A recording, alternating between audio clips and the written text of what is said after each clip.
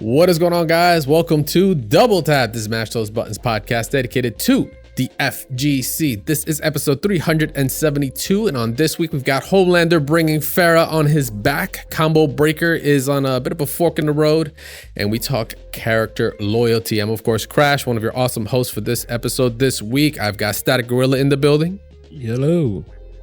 And then we've got Meza returning from Mr. Baldman. Is it Mr. or is it Doctor? Is Dr. Baldhead? His office. He was actually bald. Probably. Oh, okay. No, I'm not even kidding. He really was. Okay, look at that. I knew. It's almost like I knew. It's almost like I knew. I actually had an orthodontist whose name was Dr. Faust, so it's not too crazy. What? That's scary, actually. You should check for real. that. And I was in on the Guilty Gear Reload time. That was back when I was like 16. Nah, never. I don't care what my insurance covers. But I know what we got covered for you guys. There was some FGC news, of course, and everything else in between. Welcome, guys. Welcome for you returning listeners that are giving us 2 quarters for another credit for this week. We appreciate you. And for those new, stepping up to the cab, we appreciate you guys hanging out with us. Since you don't know, chapters are available for this episode and every episode on YouTube, Spotify, and any platform that supports podcasting 2.0. And let's get into it. Or rather, before we get into this week's episode, let's take a quick look at last week's. We had a question of the week and some polls in which you guys can get involved in. I'll tell you how you can do that later. But last week, we asked our awesome listeners. We had a poll up. We were covering Evo Japan 2024, right? A lot of announcements. A lot of things went down. So we wanted to know what people were most hyped for. Who was the winner of announcements at Evo Japan 2024? Was it Slayer, for Strive? We have Lydia for Tekken 8. We have Akuma for Street Fighter 6, and Marco for City of the Wolves. Coming out with an astounding 52%. You want to take any guesses here? Akuma. Yeah, Goki. I mean, fan favorite. We knew he was coming. It wasn't, don't worry, it wasn't like just completely ripped off though. It was 36%. Slayer was next, but it didn't seem like a lot of people were really too hype on Lydia. Lydia seemed like it was just like an afterthought. But maybe because we didn't see any gameplay or anything. But Akuma and Slayer, us getting gameplay and all that kind of got, and Marco as well being higher on that might have been a reason. I'm just surprised they weren't more hyped about Marco. They put a lot of content, even in the background for a lot of this stuff. So it was pretty cool. Yeah, they put a lot up there for Marco. But all good. So people are hyped for Akuma. We're going to talk about him in a little bit. But we also did ask you guys, this is also due to Evo Japan, because there was a lot of talks afterwards. Once, the winners were crowned, the champs were set, the trophies were sent, and the yens were given. We wanted to ask you guys because it's been under, what is it? Not I almost said speculate. What? Can't even say. That's speculation. That's not even a word. Speculation. Thank you. I'm like speculation. Scrutiny. That's why I'm thinking scrutiny. Okay. And I'm like fusing dancing those two words. Under scrutiny, like we know when some players or some regions aren't showing up. More notably for Tekken 8, right? We didn't have any of the Middle East representation. That was due to visa issues and all, right? So it was more of a Korea versus Japan deal. So some people were like, oh, it wouldn't have turned out this way if these guys were here, which, had us asking, like, does the absence of key players or regions lessen the value of a major win, right? Like, just because some people didn't show up, does it really undercut, like, the fact that you're the champ, that you took the dub, that you were able to be number one out of however many entrants there were? So we asked you guys. We got some awesome replies here. We got a couple actually over from Spotify. One from the Formal Ghoul. I don't know if he's a Fallout fan, but I'm going to assume he is because I've had Fallout on the mind ever since I've watched the show. I don't think so. I think it shows light on players that probably wouldn't get the chance to. Okay, cool. You know what? That's a good way of looking at it. Saying it doesn't really affect, the actual major win. As a matter of fact, it could just bring some people out to the limelight, right? To the actual main light to be shown off, to see that they got the skills. And maybe sometimes that number one stunner or whatever might be the blockade to it. So it's a good look that way. And then we've got Taka Baruna. That's a pretty dope name. I feel like the main purpose of Evo Japan was to be more accessible to less represented Asian regions. Going to the US and Las Vegas of all places is a huge commitment, both for time and money. I mean, you're not wrong. That's actually something we've been talking about quite some time on to do a whole kind of focused attack on. But yeah, like maybe the purpose of the event, like, yeah, some people aren't gonna make it out there, just like unfortunately, maybe some people might not make regular Evo, right? Like it might not be in the card. So there's no reason to kind of dock somebody's victory because of that, right? We've gotten a couple of other answers as well over on our Discord. We've got like quite a bit, so we're not gonna be able to hit every single one. But just so you know, if you guys want to get involved in actually getting involved in these questions of the weeks and all that, make sure to join us on our Discord. That's doubletap.gg/Discord. Come say what's up. Check out our awesome community. We usually post up the community questions every week there. Let us know. We want to hear what you guys are thinking, you know, kind of from our articles, our questions, all that good stuff. We want to get your input on this. It's really helpful. We do appreciate everyone that has done it and everyone that's going to be doing it in the future. I have a quick shout out to make. Oh, yeah. We have someone who found me on Twitch in someone else's stream. I don't know if it was Cha-Cha Z or on NY Chris G's, but shout outs to Genghis Bong for saying he enjoys the show. And yeah, and then he came into my chat and said, hey, you didn't shout me out yet. And I was like, oh, call out. Yeah, I'm like, did it there's for the a lot clout. to Did it for the say. clout. But no, I got you. I got you covered. No worries. Genghis Bong. Yes. Tight. Shout out to you, homie. Thanks for listening. We appreciate you and I hope you enjoy the show. He also said in the chat that he wanted to hear your reaction to the name. So there you go. Hey, Genghis Bong. This is a dope ass name. It's a dope ass name. All right, so let's jump into it, man. So we've got some MK1 talks right now. Nothing too crazy. We don't have any gameplay or anything to dissect, but we finally got a reveal trailer for the final DLC. Nope. Oh, excuse me. Second to last. Thank you. I forgot about Takeda. Like, yeah, it was supposed to be like. I completely forgot about Takeda. Only because Homelander is kind of like a big deal. He was kind of like one of the ones that people were pretty hyped for. Yep. And also with season 4 trailer of The Boys just dropped. Yes. Told you. I was like marketing. I mean, we talked baby. about that a long time ago where we were saying they're probably waiting for the Boys actually to drop. Yeah. And they finished the whole Gen V stuff not too long ago, so makes sense. Which was fire, by the way. If you guys haven't peeped out the show, go check it out. All right, so we get a Homelander reveal, starting off with the milk, like a strong start. For those that watch the show, you know what's up. You know, breast milk, you made my day. Shout outs to anyone that knows what that reference is from. I'm not gonna say Warriors, dog. Yeah. Come on. What? No, that's from Dave Chappelle, bro. This guy. Whatever. From the Diddy skit, the Bad Boy skit of all things. I actually don't remember. I do know it happened, but I didn't even. I just thought the Warriors because that's where it originated from. But you know. That's the joke that I think he went off of. But anyway, yo, we got Homelander in. We finally get to hear who. Unfortunately, it's not going to be Anthony Starr. The actual actor for Homelander, who has gone on social and been like, yo, I'm not the voice. I've tried, or maybe there was an issue, but he's already confirmed he's not the voice. But being Mortal Kombat and Ed Boon being involved, not everyone is kind of was kind of like, yeah, right, like you're trolling. There's no way. And it turns out it's not, and I don't know what it is, Barrel. It's because I've watched the show, so you kind of like know Homelander's voice, right? It's very distinct to like rather that performance. Whoever this is, this is no knock on them, but they just sound like Reiko. Yeah. I don't know about you, but it just sounds like Reiko. Like it sounds like someone decided to put Reiko's voice in here. It's just like, yo, you got some extra lines? You got a couple hours? You want to get a couple extra dollars real quick? I think we're gonna have to wait to see more of the lines that he uses and talks and speaks, and I think that's really gonna flesh out whether or not. Because look, we have different Batmans, we have different Robins, so I think at one point we're gonna come across this I guess, enlightenment. We're gonna go, it's not that bad, right? There's still worse. Yeah. There's still worse. I mean, the Tara.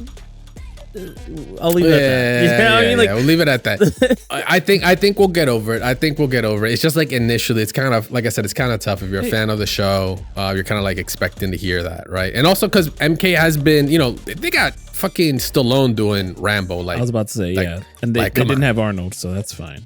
Okay, and also true, they did not have Arnold, right? They didn't have Arnold, and we got over it, right? Is it we got over it because we were too busy looking at that crouching low kick that looked the way that it looked, you know, that NRS animation, that we didn't just, we just ignored everything else. Ignored everything else. But Homelander wasn't the only thing, right? We got actually a sneak peek at, you know, an additional cameo, right? That will be coming alongside, right? We had with Ermac, we're getting Movado this month, I believe, or have gotten him. We did already. Yes. We did, right? Yeah, we already got Movado now. But Homelander's getting Ferra. I tried really hard not to say Ferrator because that's like all I've known. Ferrator are two different things. But for those that played MKX, you'll recognize Ferra as the little guy that was on the big guy in MKX. I can't remember the name, but they're the rider, and eventually she'll transform into what Tor was or something like that. I think that was like one of the endings in there. But yeah, she's in, and I think there was like a screenshot or two that showed like she like rides your character's back. I think it's an interesting take on a character that we didn't get to see much in the past. Now that we're seeing, but separated. That's what kind of threw me off, because I was like, oh, it's just Ferra. What are we getting here? But if they're willing to really experiment with going a different direction with the character, I think that's important, right? We want to see something new. We want to see something refreshing, especially with all the other games that are coming out with new refreshing things. So this might be a good change in pace for the way they utilize assist characters.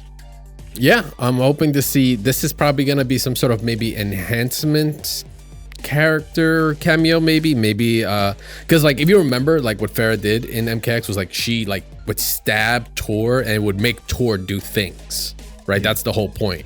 Maybe she does the same with your character, and then now you can maybe a string that you do, maybe a 2-3 whatever.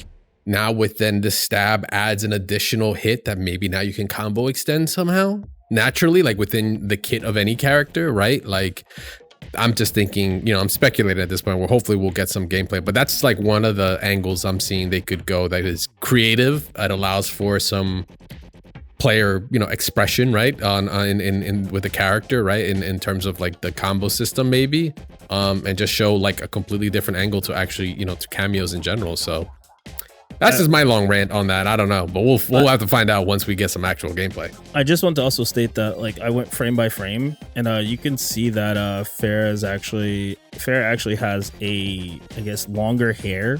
So I wonder what other new things came with that. Like I know it's like something minor, but they changed a little bit of the outfit, the coloring. So like they put the marks on Ferra this time that weren't there before. So Ferra never had the marks. So I wonder if that's like a coming of type thing. Yeah. Where growing up, you lose Tor, right? Like yeah. It's a lore thing. So that's it might be interesting what they do with that. Yeah, we'll just have to see. But that's it. We're kind of waiting now at this point to see what Homelander's going to do, what Ferra's going to do. Hopefully, we'll get a combat cast soon, or at least another trailer to kind of break it down. The fatalities look great. Yeah, you know, very, very boys. Gabe, do you approve? The static gorilla approve. That's not full. I can't. That's not fair. Well, you're gonna get hit in the air, and then you're gonna get smacked by Spirit Airline, no matter what realm you're in. So Homelander can destroy the plane and then say, "Oh, Liu Kang did it." Yeah, right. But the Ed Boon tease of the Scorpion movie costume, fantastic. Just perfection. Just yeah. It's pretty damn good. Listen, Mortal Kombat, you have nostalgia. Use it. Like freaking use that more. And then make your game good. No, I'm kidding. It's fun. It's fine. I did play it the other day, but I just felt like Sindel was just for me, I think I have to just learn a new character because I feel like Sindel is just a little bit limited. In my opinion. I don't actually want to low hat.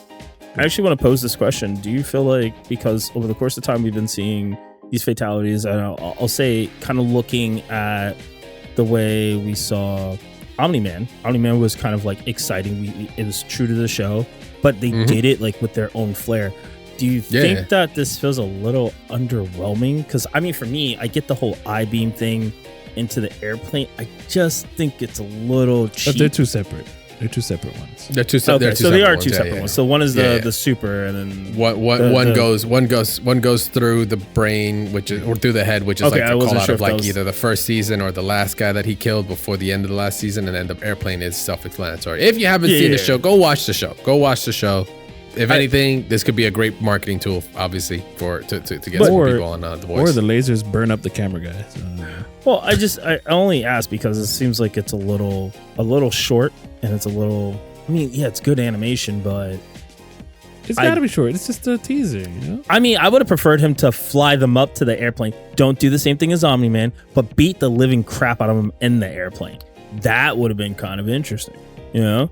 Give me a little bit more. I mean, this is Homelander. Brutal. We'll end up getting more. We'll end up getting more once we get the full animation. But that's gonna be it for now. We've got some DNF to get into after this quick ad break. We got a final character to talk about there, so don't go anywhere. We'll be right back. All right, and we're back from the boys to well, I can't say the girls. They got everybody. Well, hey, DNF Duel, DNF Duel. We've got a new, or rather, the last character for the season pass that has been known for a while, to my knowledge. Right, like I believe since like the monk patch or something, right? It was data mined very early on. We knew about the character before we data mined it. We knew about the character because of the birthday cake, probably like way before Spectre dropped. Obviously, this was kind of always coming. We knew it. But we did data mine it. We found a bunch of stuff, and they instantly locked us out of it to some degree. But it's exactly what we expected. It is Nen Master.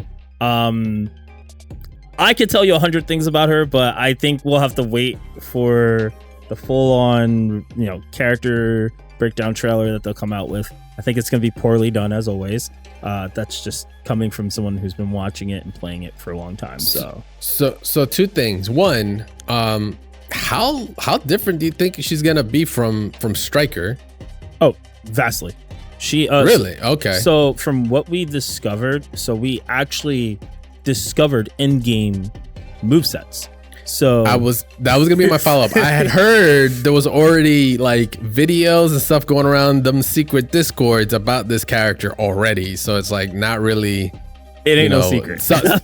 Yeah, exactly. The shit is not really a secret. Like apparently we already got our own gameplay video we can make right now. Yeah, so they obviously didn't add all her moves. Mostly her normals, they didn't add everything. But a lot of her movesets are in there. She has a lot of Tiger Flash, which is basically a buff that she could do extended special moves and whatnot. She has like instant overhead potential, stuff like that. Same things that Stryker has, but she's not going to have those reverse beats like Stryker does. She has her own playstyle. It's very different than, I would say, Dungeon Fighter Online, where she's kind of become more of the zoner in that game. She seems like she's going to be able to rush down, do extra cancels, to extend, to do extensions with her combos. So she seems like a combo heavy character. It just comes to, we have to see what her damage is like, stuff like that. But I think they're going in the right direction if she comes out and does a shit ton of damage and has a lot of mix, because that's kind of what they did with Monk, and it's kind of what they did strange. Well, yeah. This is DNF Duel, bro. I thought everybody does incredible damage no matter what. I thought that was like literally the point of the game. We wish, but that's not the case. They nerfed a lot of characters, and they even on release, some of the characters weren't as strong as we were hoping for. But I will definitely say, between Brawler, Monk, as some of the newer characters, they found the right system. Maybe a little too much on the armoring, but this character seems like she might be able to handle a lot of those things and also provide potential for some other things to expand the game. So with this character being the final DLC character for season 1, there's also talks about timelines, right? Like with NetEase, because from what I understand, NetEase does a December or like Christmas, or that's like NetEase. Yeah, Neopol. Sorry, I'm tripping. It's something with Net, or it starts with N. Neopol has a like an end of year, like is it Christmas time or end of year, December, like where they kind of update things, kind of show roadmaps for like their various games. Do you think we're gonna have to wait 6 months before we hear a season 2? Oh, okay. You're asking a big question because like I spend a lot of time. Give it to me in like 2 minutes, dog. Give me a 2-minute breakdown. Honest truth, we may not see anything until late summer.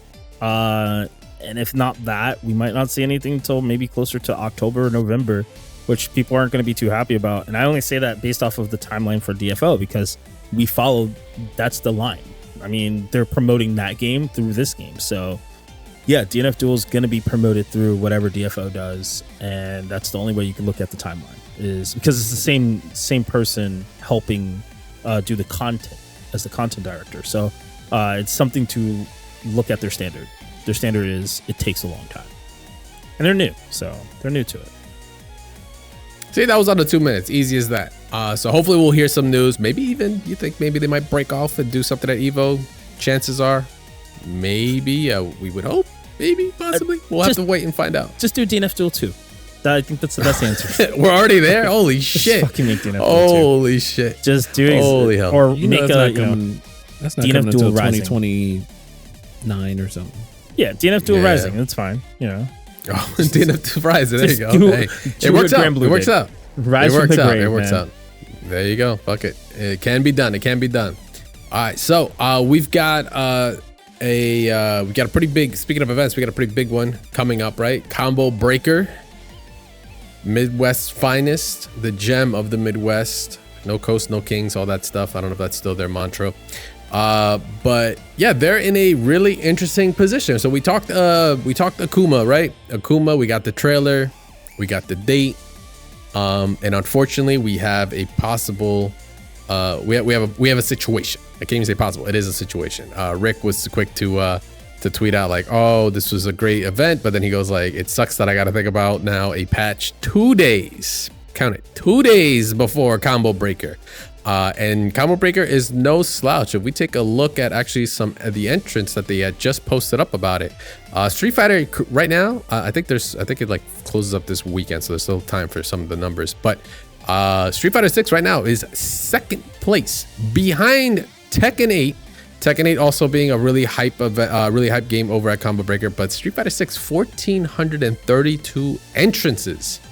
So now you're locked in a fork in the road, right? You're in the crossroads where you're trying to figure out whether or not you are going to patch the game for Akuma, which Combo Breaker has very smartly gone out and reached out. They've sent emails, right? Static, you ended up getting it as well. Yes. Anyone that has entered for the game, it's like, hey, we want your feedback. Would you want to play with the Akuma patch or not? So we got some pros and cons here. Yeah. What are we feeling off the rip? Go. So because you send this out, so registration ended yesterday. That's Sunday. Oh, it's yesterday. The 5th. Gotcha.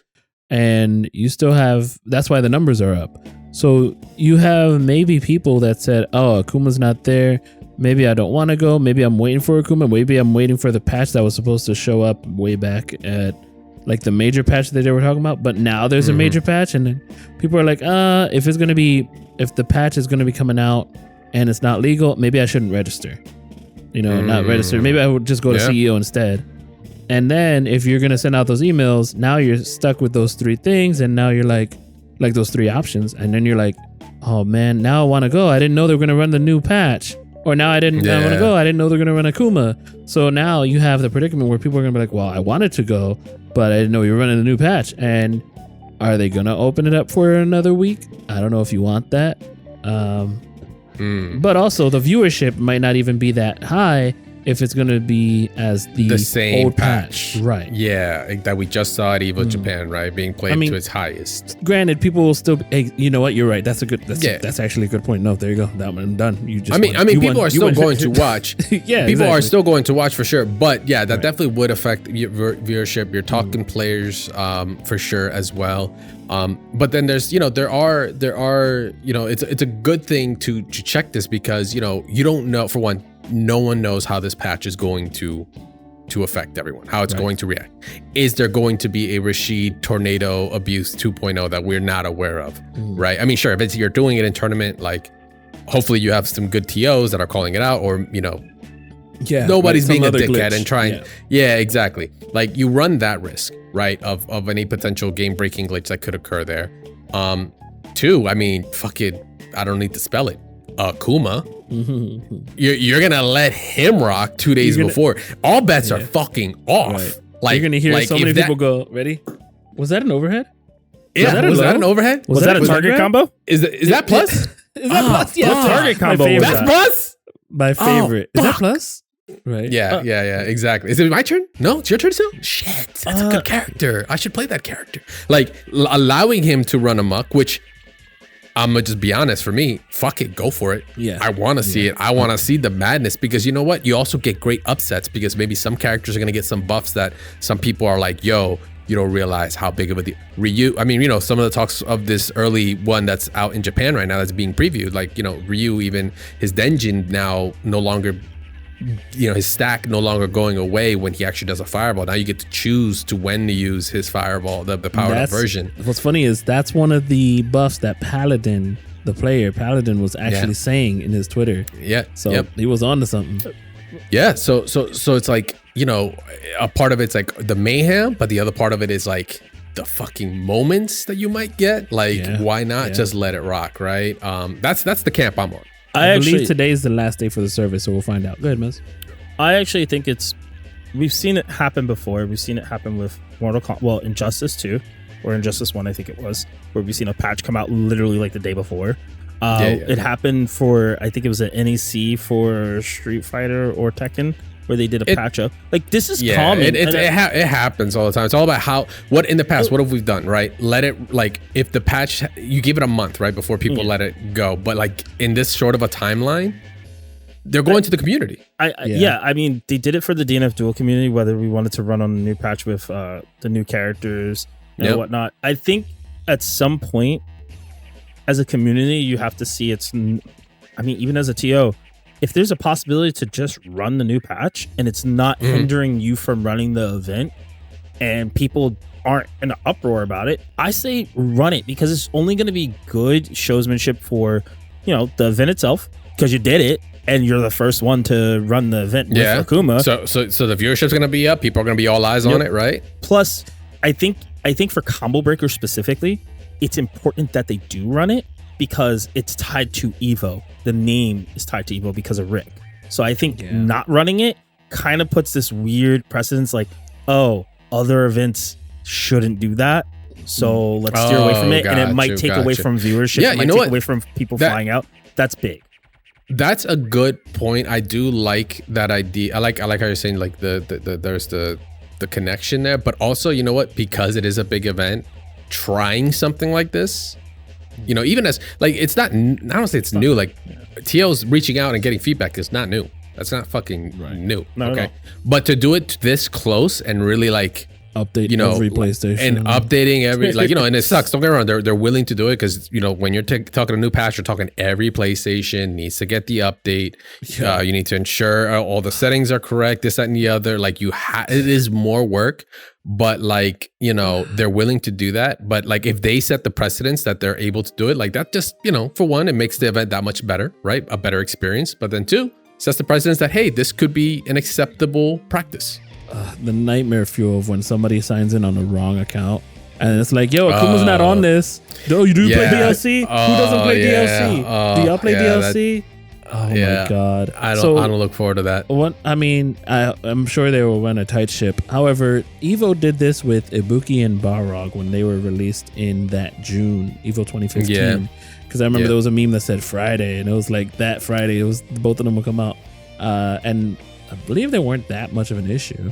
Because the other side of the other side of it is, like, you're going to this high level competitive tournament. You want to come with what you know.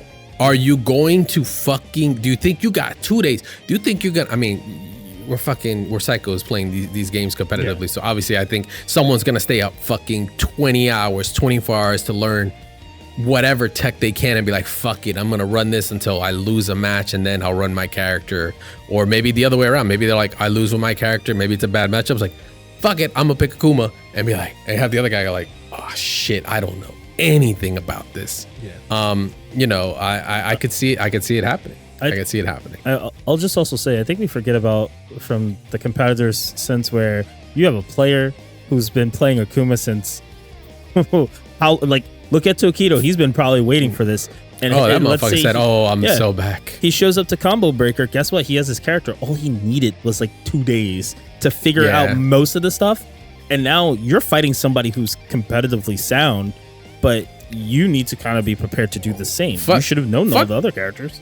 Bro, fuck the 2 days. He's already got like a preview of the character. He's already telling people like, yo, this is feeling good. This is feeling good. Glass Cannon, yes. Which, by the way, Glass Cannon has the worst vitality in the game, as it should be. It's one of the commandments. If Akuma is in, that guy needs to be brittle as hell. Luckily he is, but there's definitely some dirt in there. But yeah, so Combo Breaker on a bit of a crossroad there. Hopefully to hear back. I mean, if Rick's other tweet is anything to go off of, he's saying in verbatim on his tweet about the patch, he says, I can't believe so many of y'all really want to play on a 2-day-old patch. Fiends. I mean, fuck it, baby. Let it rock. Why not make it interesting? There are sessions that happen throughout the week. There is a session the night before Frankie G is running his Marvel tournament. I'm sure they'll have setups. Get as many games in as you can. There'll be setup. Get to the venue early. Get as many games as you can. Yeah. Fuck it. Mess around. Whatever. Mess around. This is your job. Yeah. It's your job, baby. You gotta clock in a little extra early, put in a little couple hours. Go for it. Listen, as soon as that venue is done, I'm gonna go right back to where I'm staying and playing the game and getting used to it. There you go. Exactly. So I think we're in the camp here of letting them rock. I think that's established here. But we want to ask you guys. You are awesome listeners out there. We're gonna be posting up this. This will be our poll for this week, and it's basically what we said. Hey, what Street Fighter 6 patch do you want to see in Combo Breaker 2024? Do you want the Akuma patch or the current patch? Let us know. Those are your options. We want to hear from you guys. If you guys want the mayhem, you want to bring the ruckus, or you wanna stay sane and get just work with what you know. It's also a good plan. So let's hear. I want to hear from you guys. We're gonna have it posted up once again. It's gonna be in our Discord, on Twitter, Spotify, YouTube, all over the place. You can get involved. Make sure to check us out. Double tap FGC. All right, so with that, we're gonna be taking a quick break, guys. We're gonna be coming right back. We're gonna be talking about a really awesome topic, one that's gotten static on the Crossroads quite a lot, and I'm sure he's gonna have plenty of input on, and that is character loyalty. We get into that after this. Don't go anywhere, guys. We'll be right back. All right, we have left the station of Combo Breaker on whether or not they're going Akuma patch or not. But we're gonna be jumping into an interesting topic here. This is all kind of been a birth from Evo, or really Evo Japan that just passed that we were covering. It came from like the notes of mine and a certain interaction from a friend, and then an article seems to have molded me to think about this. So, character loyalty, man, is a really cool concept. It gets brought up every once in a while, right? Some players are known for them, right? Some players are known for playing certain characters. They sometimes develop a following because they are like that player that plays that character. In a world of meta high tiers, the low tier heroes, right, are another breed there. Players that just want to have fun and make characters, like I said, that are low tier or just not viable seem way more viable than they are. This all came up because I got a chance to have like a session, not even just yesterday. I had another session before of Strive, and I caught up with a friend. He's more of a casual player, right? And he was like, "Oh, yo, man, how's it going playing Strive?" Because he's recently gotten into it. And he's like, "Hey, how's it going playing Strive? Did you check out, any of the DLC characters, like the new character?" And I was like, "Oh yeah, Abba's cool." He's like, "Oh, are you still playing Biking?" And like instinctively, I was like, I said like, "Yeah," but in my head, I was like, "Duh. What other character am I going to play?" Right? That was that character loyalty in my head. I didn't think twice. I was like, "Of course I'm playing Biking, bro. Why wouldn't I be playing that character?" Because you're a happy chaos main at heart. No, let me stop. She didn't exist then, so I have an excuse. And I was a Leo before that, and I was a Giovanna before that. Yeah. Oh, I know. I know. Yeah. So right, it was funny. I instinctively came up. I was just like, yeah, bro, I'm playing bike. And like, in my head, I was like, you would think I would play anybody else. That's that just character loyalty on it. So the reason I bring this up, right, is because at EVO Japan, I mean, historically in fighting games in general, we've had this, right, where players that play certain characters, you want them to play them, right? You want to see Daigo play Ryu. You want to see Tokido play Akuma. You can't see Gamer be playing nobody else but Adon, right? Like, or these are the characters that you think of. Shen with Gen. Thank you. I was like, I wanted to say Genki, but I'm like, no, that's the ninja. In 5 Ibuki, but then it became Seth. Snake Eyes, Zangief, right? Like you just instinctively think of these characters. And in EVO Japan, I was like watching as I was like, getting my notes on, and we were checking out like top 6 and such. I noticed there was just a lot of counterplay going on. There was like no qualms about switching your character in order to get the dub, right? I saw it in Tekken, I saw it in Grand Blue. Street Fighter, funny enough, not so much, because it's kind of difficult to find. I can't think of too many characters that are just straight counter picks that someone would just have as a secondary for other characters. I mean, there are like probably better matches, but like I didn't see it as often. And Guilty Gear, I saw it in Guilty Gear too, with like between like Gobu and such. Like yes. He's notorious for switching to certain characters to kind of just take the dub, right? His Asuka was insane. Or the one player that went from Jacko to Asuka. To Asuka. Yeah. I can't remember his name either. Yeah, but yeah. Right. So counter picking and such, but an article came up about this about the one of the players that live or die by it. And that is, of course, Daru Ino. When you put the character's name in your tag, you're about that life. Like that is your ride or die. There is no there's no way he'll ever just take that off. Like you can't just say you Daru, but it's Daru Ino. You know what it is. Like he is the Ino player, right? Even in the world of Strive, when Ino was way worse earlier on, like Ino is better. Static, there you go. I was like waiting for the side lip. Static's like, yeah, not good, not better enough, basically. She struggles. She gets steamrolled, man. But he refuses to let go of that character. Yep. He's just like, no. There's a really dope article about it where he just talks about this comes from Nemiya Gaming, is NMIA Gaming.com. They did a whole article on it. And him talking about like, picking the character, and, he picked the character because she was hot. That's literally how it started. And it's just really dumb reasoning, but it's really funny because that's just what the guy on. You go to his stream, everywhere, right? He is just VTubes dedicated. As VTubes as thank you. I don't know how I just completely forgot about that. He VTubes as right? He is a character loyalist through and through. And it got me thinking about that more, like the concept of character loyalty. And what the nuances of it, right? Of like picking the character you like versus winning though, right? That's the crossroad you're on, right? We're talking crossroads today. I guess that's the fucking word of the day, brought to you by the letter C.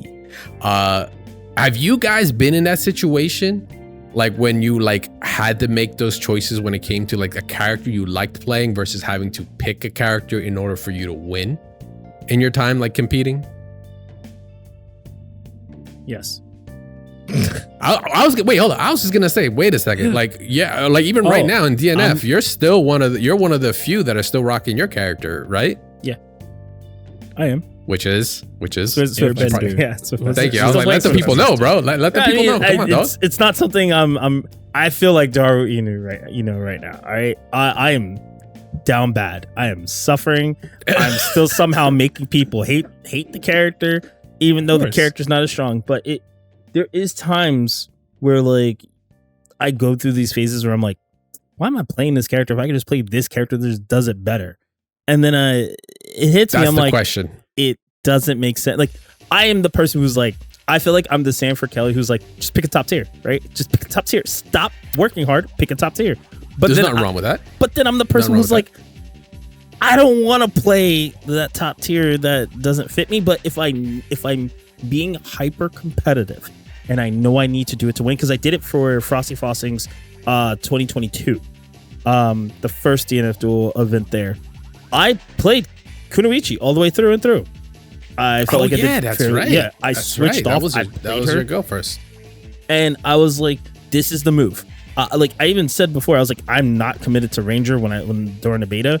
And I was like, I want to see who I'm going to fill out. And then I saw Swiftmaster. I was like, this is Magneto. Okay, let's go. We're playing Magneto.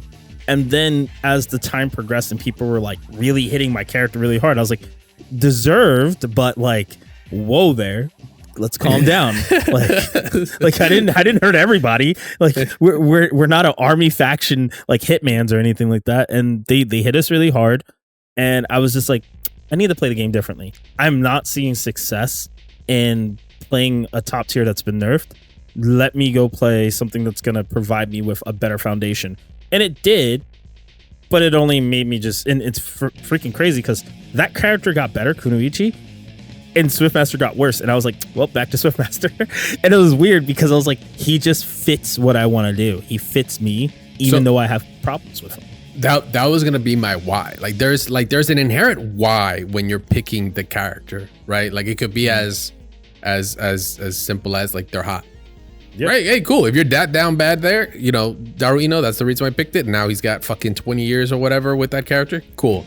For yourself, like what was the why for like Kunoichi in the beginning? Like that you were just like rocking. Oh, I really felt like she had proper mix and people had to guess harder. And you have to realize like when there's a block button in the game, mix becomes like almost negligent. So you have to find characters that have true honest mix. It can't be like fake mix. Granted, you can still get away with it because it's player caliber, right? But if we're talking about like honestly making people guess 50-50 even with a block button, that's where I was like, okay, I just need to do that.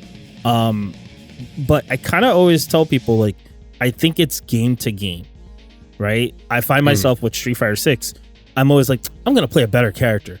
And I find myself playing Cammy. Or if Rose is in the game, I'll play Rose. Like even when she sucked, I was still like, I guess I'm stuck with Rose. Like, all right, it is what it is. But it's the why, right? Like the why like changes per game. That's what I find interesting about it. Like, what about you, Static? What about? I mean, I already know where you're kind of gonna go, but I want to hear from you. Like, you know, the point of let me see your scroll in Marvel. Actually, I've never asked this damn question. Why the fuck do you play Scroll? I play Scroll because of the first trailer I saw. And I was like, that character's cool. I'm not giving him up. Wow. Yeah, I respect that. I was like, yo, Fantastic Four and all powers? Yo, I want to learn them. And then I learned him. I always kept him on a team. And then like in vanilla, I was just learning him the right way. And I just never stopped. And I kept to it and learning all the moves and just...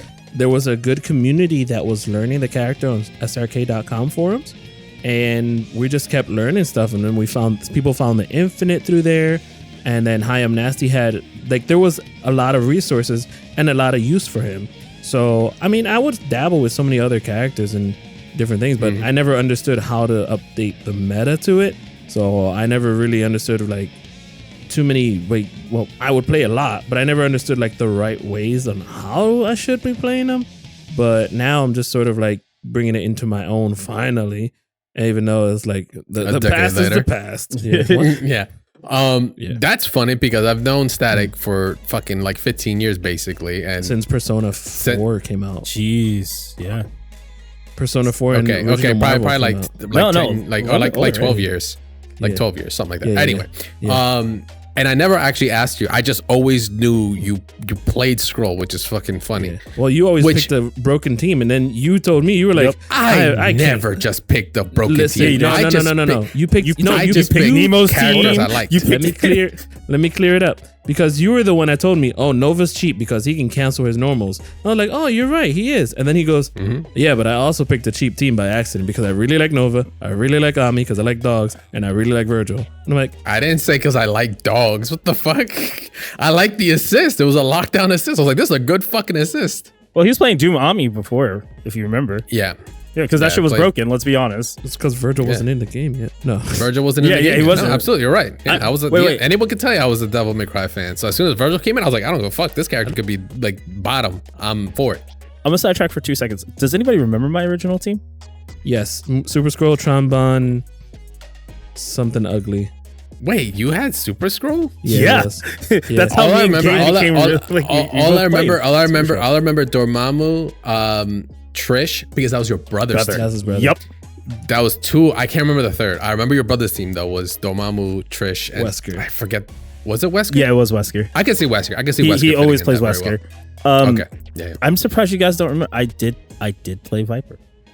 That's right. I knew Viper. So like I played. Yeah, I knew Viper because you were the only other Viper I knew. Yeah. Like really. Yeah, I played. So in the very beginning, and like vanilla, I played Zero Dante. Everyone played Zero Dante Scroll, and it was fucking terrible. Like I didn't know what I was doing. I was like, and it was the first Winter Brawl that I went to, and I got washed. And I was like, yeah, let's never do that again. And that's when I picked up Viper because I was like, I've always had an infatuation with her. That year, that Summer Jam, Taz from Philly had a setup just sitting there. He just brings his Xbox 360 everywhere. And he was just killing people with Super Scroll, like destroying everybody with Super Scroll, Wesker, Sentinel. And then Meza shows up and he plays his team. I'm like, all right, I got to do my scroll. He goes, oh, snap, another scroll. I can't believe it. And I get a perfect on Taz for like no reason. And even like Persia was behind. She was like, yo. And I was like, I know, right? And then I never again. And then all these resets I never saw again. And it just opened my mind. But yes, character loyalty. Yeah. So playing those characters, right? Those like I said, those characters that you're loyal to, sometimes being off meta, because Scroll is not known as a top tier character, though he's got tools. He's got like these assets in there, right? Yes. Do you see even though being a low tier or non-meta character, do you see advantages to playing them? Of course. There's a standing low, which only 3 characters have. Not what? Okay. Not like that. Like, okay. Well, what yeah. Those are like I know what you were asking, but like something.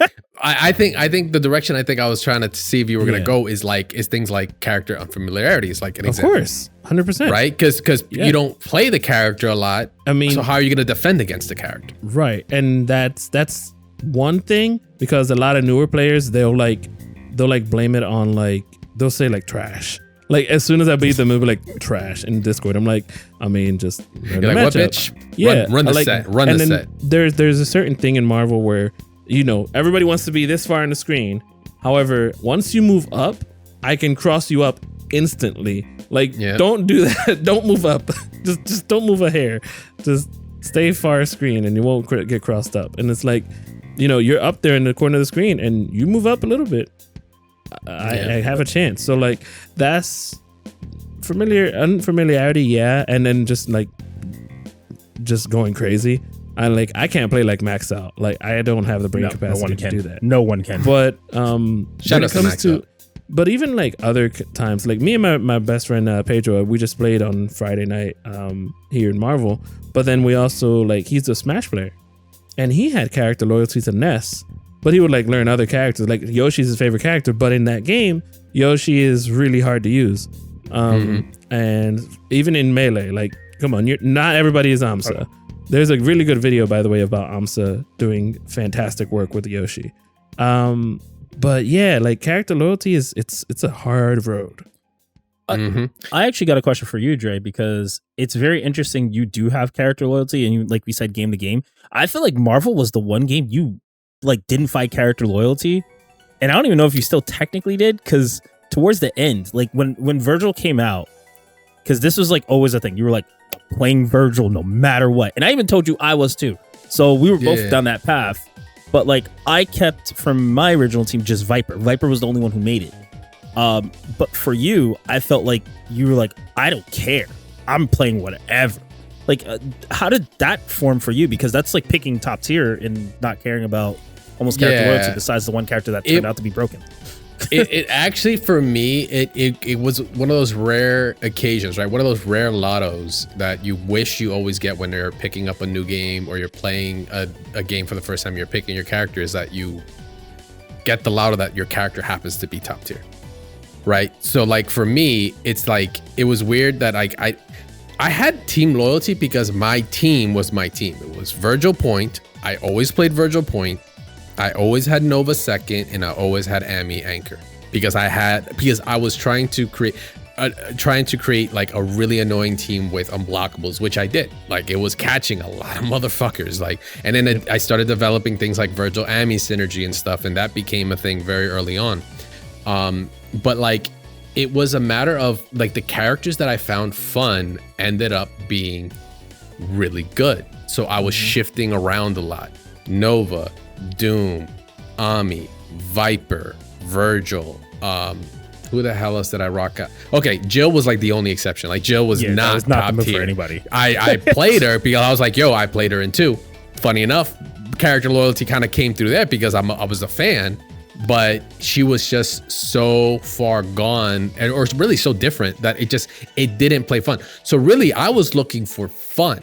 So it just happened. I just happened to have gotten lucky. And the characters that I found fun or tech, like once again, like I keep bringing up Virgil because I really was like a Virgil specialist. I was doing weird shit with him as the norm, like spending 2 bars for instant overheads and 6 stingers in a combo. Like nobody was doing that, but I found it fun to do because you had to do this crazy plink dash, like instant air overhead hit to do it. Practically, it's like, why would you waste 2 bars for that? I'm like, yo, but I got to do 7 stingers in one combo. It was steezy as fuck. Like I did it for that. It was fun. I'm gonna give you a throwback real quick because you're the reason why I kept playing Virgil more than anything, even though I love Virgil as a character. I don't know if you remember Nerd Palace, the very first one me and my brother showed up to. I was like super hyped. I was like, yo, I've been practicing this interesting shit. Do you remember what it was? I can't remember. I remember the team we worked on before with like Viper, Strange, and I think Virgil, or Viper, Strange, or somebody else, and we were doing some wild shit. But yeah, go on. You convinced me that there was some shit that people weren't doing with Round Trip because I kept seeing all the crazy shit you were doing. And was it the Round Trip reset? No, it was the reverse Round Trip. Oh, Meza showed me this. Yeah, off-screen reverse. Oh yeah. Where you would stinger at the right point, they'd fly across the opposite way, and you'd throw stinger the direction that you were already going, and it'd go off the screen. I was like, this is the dopest shit. If we could just make this like viable and usable, that was the coolest thing. He went and showed me like the week later, and I'm like, oh snap, that's pretty cool. You're not gonna hit me with that though. And then I think I hit him once. I think I got you once with it. That's about it. But yeah, like it just lined up to being fun for me. Which you know, that's like where people tend to be on a crossroad when it comes to character teams or whatever. It's like playing out of love or fun versus playing optimal or for winning, right? Because you got to look at it both ways. Are you just going to compete for fun? Because I mean, there's nothing wrong with it. If you want to go compete for fun and play whatever you want. But if you're competing to win, you know, are you looking to take those disadvantages? Like, even though you have advantages with things like character unfamiliarity and such, and hidden tech that might not be very common for people to know, versus the disadvantages where your character's buttons are just not good, so you can get fundamentally ran over by a much more basic part of a kit to a higher tier character, right? Like, where's the crossing there? Like, where's the balance in that? Like, what's the threshold? What would make Static give up scroll? You know, I'll state this. I think it teeters along the line of no longer, because like we're talking about character loyalty, but I think the character loyalty, there's a cross between it, right? So it's like you said, are you trying to be hyper competitive to the point where you're trying to win? Most people will probably just gravitate to picking a stronger character. Looking at someone like Nee is a great example. He will run to the best option. Granted, he can play everybody. He still picks maybe Steve a lot, right? But he'll run to the best option in that situation. Like he picked Paul against Anakin at EVO. Stuff like that is, I think, when you have this ultimate level of understanding of the game, but you're also a very high, like a competitor who wants to win at any cost. But then I think there's people like where I look at like Fruitsy, they have such a character loyalist. They're such a character loyalist that they become a specialist where things that are negatives become like strengths almost to the point where it's almost evolution, right? So I don't think that character loyalists are necessarily character loyalists. I think they're loyalists to the point of evolution because that's what they're looking for, is the next level that makes the character almost viable. That was going to be a follow-up to it, is that whenever you come across one of those, like if you're a character loyalist, whatever you want to call it, or low tier hero, and you're facing them in tournament, chances are you're probably facing the best version of that character. Like chances are, like I'm not saying everywhere, but I'm talking at a high level, right? If you're seeing a top level player play an off meta pick, they're probably playing that off meta. That character is probably about to be played as optimal as they possibly can, which isn't like common either, right? That's like another aspect you think about when you're dealing with, you know, people that are playing you know, very specific characters for whatever their needs are. Maybe, like I said, for fun, maybe it's a certain play style, maybe they just like their look, maybe they just like their fucking hairstyle. Like whatever, they're playing that character. They're gonna do every trick. They're gonna find every piece of tech, even if it's very one-off wild situation on a trade type of shit, like they'll probably know it. Yep. Cause it's funny, cause I was just thinking about it myself with when I was kind of doing my sessions with Guilty Gear. I was like in training room just figuring out setups and just weird BRC Yozansen shit that I could be like, oh, how do I anticipate a 6P if I just BRC fast BRC to like Yozansen, but give me a weird angle. I can forward dash, back dash, then forward dash again, instant air, like weird shit. But like if I could land it, if I can land it, you know, it kind of like changes the situation a whole lot, but it's like so distinct that you have to be like a loyalist to your character to do that, like to be that in the weeds. Because when you're playing a character you like it's almost like what is it? It's like what's the, not the saying, but like when your job is your passion, you don't work a day in your life kind of deal. Like when you love what you do, what you do, you're not working a day in your life. Like you don't feel that way when it's a character you just enjoy. Like there's just more stuff. I mean, sure, there's probably some potholes. I saw the eye roll from Static. Static's like, speak for yourself. I hate my Scroll Sentinel setup sometimes. This shit sucks. Oh, but it's sometimes it's just a character. But again, I think Marvel is such a different thing because it's a different beast. Yeah, because you're dealing with assists and you can make any character. Like you brought up Fruitsy and you got Captain America, who's already a problem. I can't stand him. But behind MODOK and whatever other third character he uses, you know, these things can work. But then you also have like Milky, who's like using Magneto, Doctor Doom, Dante, and all he just wants to do is show off, and then he keeps dropping things. Whereas Ray is like the movement god, and he just wants to show off his movement and actually get these conversions out of nowhere. So, with that being said, I know you're about to say something, but hold that thought. I wanted to go back to like the 1v1s thing, whereas it's so hard in Guilty Gear, in my opinion, to stay consistent with a character that is your favorite, because you got these wild assault changes. You've got Potemkin, who's now like maybe somebody who's already mained Potemkin in the past, not even playing the game anymore. And then they don't know about these buffs, but at the same time, they're like, I'm not going to get used to these buffs because it's not the same way. I used to say Potemkin has the tools to actually deal with every matchup, but it's going to be hard, you know? And I felt like, and that's something that he brings up, I believe, Daruino, is that the game is different. He said it was becoming like a different game, but not a Guilty Gear game. Guilty Gear before Strive, it was like every Guilty Gear game up to Exerd or Rev 2 was like Guilty Gear. And then he says, you know, it's a genre within fighting games, but then he says Strive is more of a fighting game. That makes sense. Like you get a Guilty Gear, everything before that it's Guilty Gear, but then Guilty Gear Strive is just like a fighting game. Yeah, it's a little different. And that's why I feel like the player base has been, you know, has stuck around for so long. Yeah, for sure. And plus, you know, like I said, those characters it's very easy to kind of get loyal to kind of pick a character that or stick with a character that you like, because there's just something about them that I want to say, like, you know, maybe you relate in some way, or you kind of see that you just enjoy about them that makes you want to stick around with them. It could be as simple as their haircut. It could be just because they're hot. It could be because they say a certain thing or they like a certain thing, and you're just like, sure, I'm for it. Or maybe because a certain move looks cool. Maybe just like they're super, and you're like, yeah, I want to do it as much as I can. So I'm gonna learn all this other shit so I can land it as much as possible. I can tell you right now, I think a stretchy arm command grab. I think the prime example we're gonna see that this character loyalty kind of show itself the most, and also non-character loyalty, is when 2XKO comes out. I think that's a good example of it's not too many characters like Marvel, but it's not one character, right? It's you could choose the character that you really love and the character that embodies power, empowering that character, or you could be like, I'm playing 2 top tiers, or you could say, I love these 2 characters. Like I can tell you right now, I have Caitlyn and Jinx on my wall. If both are viable, if they both are playable, I'm probably playing both.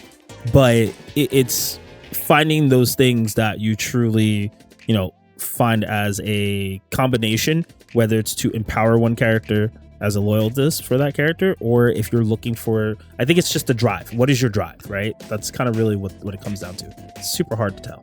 Can I ask you a question, Meza? Sure. What if your homie, when you're playing 2XKO, loves your character more?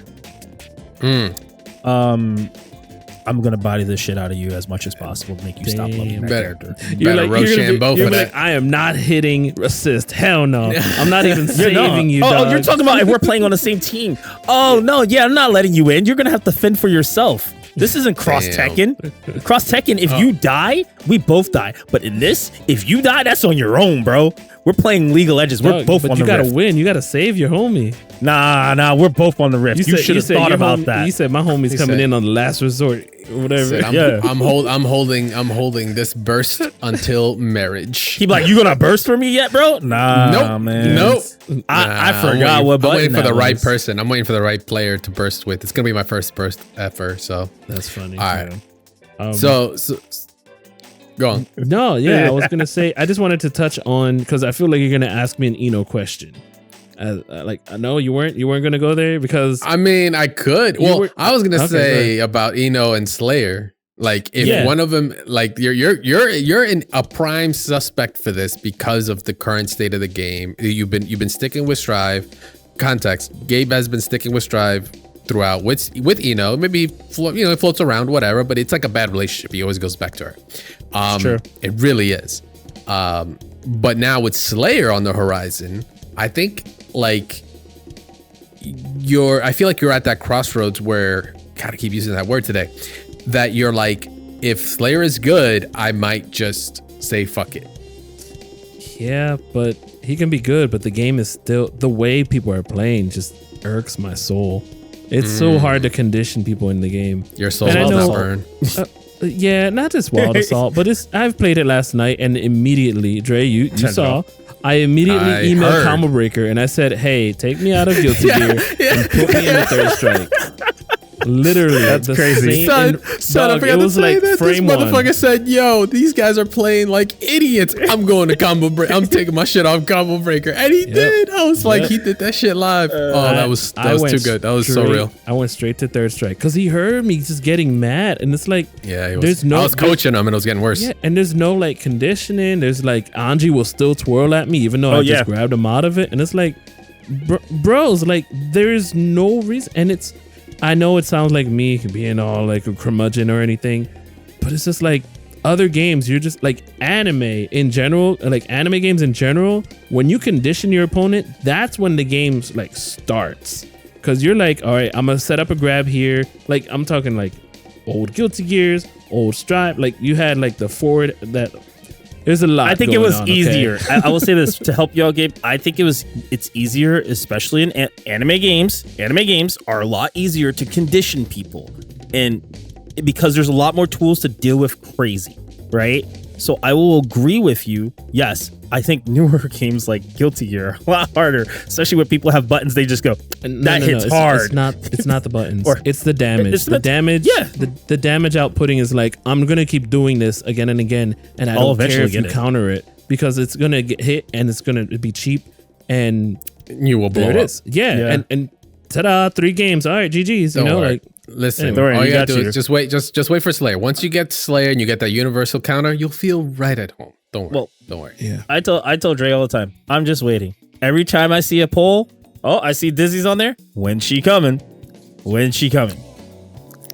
you're right. That's also the problem with character loyalty. When your character does not exist, it sucks. It's torture.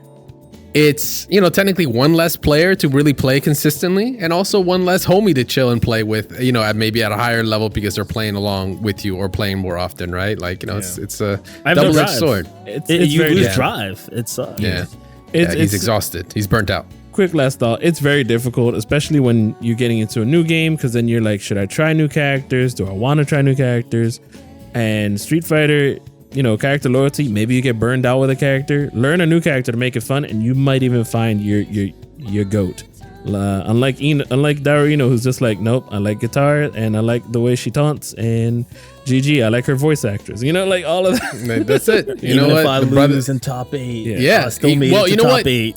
You know what? Even losing in top 8, he's still, you know, qualified and made his way through the Arc World Tour, and he plans to do it again this year. So. And my favorite character loyalist player is Lud. Lud has always picked Chun-Li. Chunners in every game. Even in Marvel, every game. It was so bad watching that. Yeah, but totally got better. That's right. Yeah. NBC3 Vanilla. Ugh. Yeah. And he picked Phoenix. Phoenix, Felicia, Phoenix, Chun-Li. It's amazing. Yep. Anyway, rough. But yeah, so we want to hear from you guys. That's really what we want to know about character loyalty. So our question of the week for this week is, we want to ask you guys, why stay true to a character regardless of viability? We want to hear your thoughts on it. Why sticking with a character regardless of the meta, regardless of their effectiveness? Like, why would you stick with a character regardless of how strong they are? We want to hear from you guys. We're gonna be posting this up once again on all our socials. It's gonna be posted up on our Twitters, our YouTubes, on our Discord, all of that good stuff, which we're gonna be plugging in real quick in a second, because that is gonna be it for this week, guys. It's gonna be the end of our episode. We appreciate y'all hanging out with us for another episode of Double Tap. You guys, of course, once again, can check out our Discord at doubletap.gg/Discord. You guys can join in on our question of the week, our polls. Once again, we want to hear from you guys if you think the Akuma patch should go live or you should stay on the current patch for Combo Breaker 2024. Let us know. It's going to be live on Twitter as well at doubletapfgc, as well as on YouTube. Also on Spotify. If you haven't already, go check us out on Spotify. Hit us on a follow there. Get notified when the new episode is up. We get some feedback from you guys there too. We'd love to hear it. And you also will get the question of the week there as well. You guys can follow my awesome host here, of course, at Meza at MezaFGC, of course, and on Twitter, and on Twitch. Excuse me. Everything. Twitch, everything and anything. Yeah, I mean, obviously, still doing events for DFO when I'm not dying, but just ran our first event. Neopol's fully sponsored us, so that was really cool. Yeah, I'll tell you guys about that later. But yeah, go check out the homies on the grind. And once again, Static Gorilla at Static Gorilla on all social media platforms, as well as on Twitch, where you can see his scroll live on TNS on every week whenever they have it going on, right? Yep, Fridays, Marvel Fridays, and I'm going to be doing some exhibition matches throughout. Well, I'm trying to get tailored up and ready for Combo Breakers. So Thursday night, I believe there's one on Jacob Man stream. Friday night will be TNS. And actually, I'm going to have another match on Friday as well. So, yeah, be on the lookout. Yep, more scroll tech coming. Want to see some scroll? Go to Static Gorilla. Once again, on Twitch. Go follow the man. Yes. You guys can follow me at CrashTagVS. You can find me there. You can also find me at DoubleTapFGC on that social media handle. I tend to be behind it. Posting, liking, retweeting, commenting, gifts, all that good stuff. That's usually me. Come say what's up. Go hit us up and give us a follow there. Appreciate it. And, of course, you guys can... check out the actual comment section and give us any kind of feedback on all our social media platforms, not social media platforms, our podcast platforms, excuse me, like Spotify, iTunes. We're everywhere.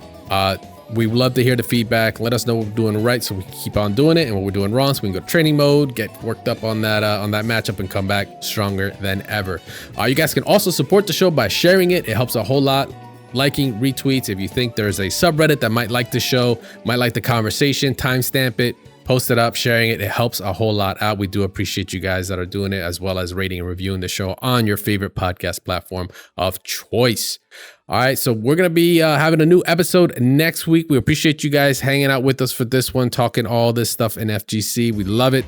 Can't get a week without doing it. But we'll be live next week with another episode. We appreciate you guys hanging out with us. Until then, stay safe. See y'all later. Peace.